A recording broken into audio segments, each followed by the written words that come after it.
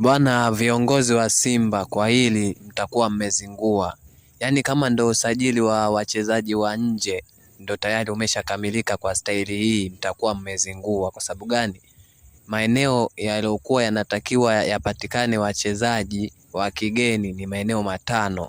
Eneo la kwanza ni eneo la mshambuliaji, eneo la pili ni eneo la fullback wa kushoto, eneo la tatu ni eneo la fullback wa kulia, alafu eneo la nne ni eneo la golikipa, alafu eneo la tano ndo mnachagua kama namba 8 au namba ngapi. Lakini cha kushangaza, naona katika maeneo hayo matano mmesajili eneo moja tu ambalo ni eneo la ushambuliaji.